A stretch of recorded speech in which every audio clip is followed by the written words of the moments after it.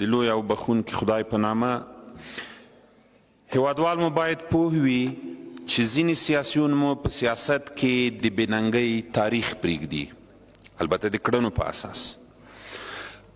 ښه پوهیږي چې حقایق څه دي، خو زغمل یې د بغض، کینې او تعصب له مخې ورته ناممکن وي. دوی فکر کوي چې روڼ سیاست کوي، په خپل سیاست کې کوشش کوي اما د ناچیزو تحفو یا معاملو په نتیجه کې د ولس او هیواد د بقا د لویو ارمانونو سوداګر ګرځي.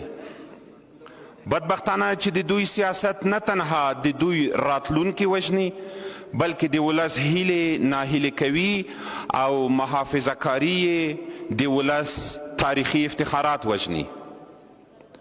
د دولت او هیواد د رهبرۍ په کچه سیاست کوونکي مو په د آخرو 100 کلونو کې د خپل ځان ګټې او موقت رهبریت د ساتلو په نتیجه کې کله ناکله په اساسي قانون او د هغې لوړ د ولس په تاریخ هم معاملې کړي.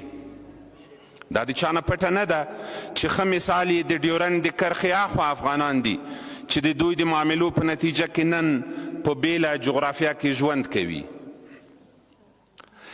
د یو مشر په تګ او د نوي مشر په راتګ د مختلفو فشارونو په نتیجه کې تاریخ یا هیر شوی یا هم د ځان د بقا په خاطر دوی په محافظه کار ډول چوپ پاتې شوي.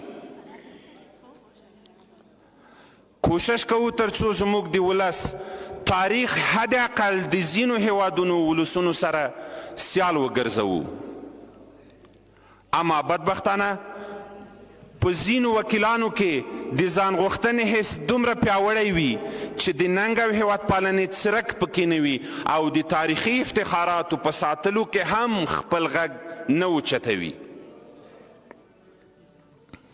د ولسي جرګې د 11مې دورې د وکیلانو مو غوښتنه ده راځئ چې زموږ ولس د نورو ولسونو سره سیال کړو ترڅو مو تاریخ کې نوم پاتې شي، او دا یې ښه موقع ده په قوانینو کې د هغې څیرو لپاره په افتخاري القابو کې ځای ورکړو چې زموږ تاریخ دا 300 کاله ورباندې افتخار کوي. راځئ نن ثابته کړو چې موږ افغانستان او خلکو ته احترام لرو او هم راته ګران دي. جناب رئیس صاحب، نن د اول ځل لپاره د افغانستان د امپراتور او موسس عکس لوی احمد شاه بابا په ټولو دولتي دوایرو کې رسمي او حتمي کړو. نو به هم راتلونکی نسل پر موږ افتخار وکړي، هم به موږ او تاسو خپل هیواد ته خپله مینه او هیواد پالنه ثابته کړې وي.